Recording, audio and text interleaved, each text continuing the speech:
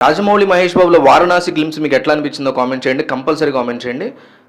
చాలా బాగుంది, యావరేజ్‌గా ఉంది, నచ్చలేదు. ఈ మూడిట్లో ఒకటి కామెంట్ చేయండి. ఈ మూవీ గురించి ఎక్సైట్ అయ్యే వాళ్ళలో నేను కూడా ఒక పర్సన్‌ని. ఈ గ్లింప్స్ వచ్చిన తర్వాత ఎస్పెషల్లీ యూట్యూబ్‌లో వచ్చిన తర్వాత దాన్ని హెచ్‌డీ పెట్టుకొని టీవీలో పెడితే దాని స్కేల్ ఏంది, దాని లెవెల్ ఏందో అర్థమైంది. బ్రహ్మాండంగా తీశాడు. అయితే గ్లోబ్ మొత్తాన్ని ఎట్లా అయితే చూడతాడో టైం మొత్తాన్ని కూడా అట్లాగే చూడతాడు అనేది మనకు ఆబ్వియస్లీ గ్లిమ్స్ ద్వారా అర్థమవుతుంది. అందుకే టైంని కూడా అక్కడ యాడ్ చేశారు. ఎప్పుడో ఎన్నో యుగాలకు సంబంధించి అవన్నీ కూడా చూపిస్తూ అంటార్కిటికా అవన్నీ చూపిస్తున్నప్పుడు అంటార్కిటికాలో కూడా మీకు అక్కడ ఏమంటారు దాన్ని, ట్రెక్కింగ్ లాంటిది చేస్తున్నాడు అంటార్కిటా యొక్క ఐస్ దగ్గర. సో ప్రతి యుగంలోకి ఎంటర్ అయ్యి ప్రతి టైం జోన్లోకి ఎంటర్ అయ్యి మహేష్ బాబు అక్కడ ఏదో ఒకటి సాధించాల్సినటువంటి అవసరం పడుతుంది అతనికి అనేది మనకి క్లియర్గా అర్థమవుతుంది. అంటార్కిటా సీన్స్లో క్లియర్ కట్గా అతను ట్రావెల్ చేస్తున్నట్టు అక్కడ మనకి కనిపిస్తుంది. ఆ కైండ్ ఆఫ్ విజువల్స్ వచ్చి అట్లాగే ఆఫ్రికాలో చూసుకుంటే స్కై గ్లైడింగ్ అంటారు అనుకుంటా దాన్ని, స్కై డైవింగ్, స్కై గ్లైడింగ్ చేస్తున్నాడు క్లియర్గా. అక్కడ ఇందులోంచి దిగుతున్నాడు, అంటార్కిటా ఆఫ్రికాలోకి దిగుతున్నాడు ఆడ ఫారెస్ట్లోకి.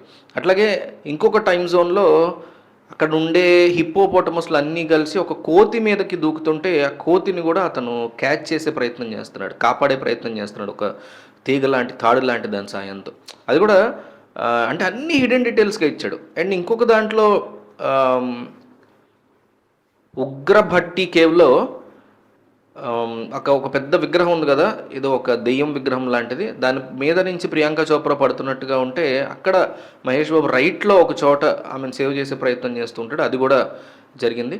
అట్లాగే ప్రతి చోట కూడా ఎస్పెషల్లీ అక్కడ మీకు హనుమంతుడిని చూపించినప్పుడు వానర సైన్యం మొత్తం, అసలు ఆ థాట్ చూడండి, వానర సైన్యం మొత్తం ఇట్లా అప్పు చేసి రాముణ్ణి బాణం వేయడానికి అవతల వేరే ఒక రాక్షసుడు వస్తుంటే అతను ఎదిరించే విధంగా చేస్తున్నప్పుడు, కుంభకర్ణుడు అనుకుంటా వస్తున్నప్పుడు అతను ఎదిరించడం కోసం రాముడిని మొత్తం వానర సైన్యం ఎత్తేటువంటి హడావుడి అదే హైలైట్ ఉంది.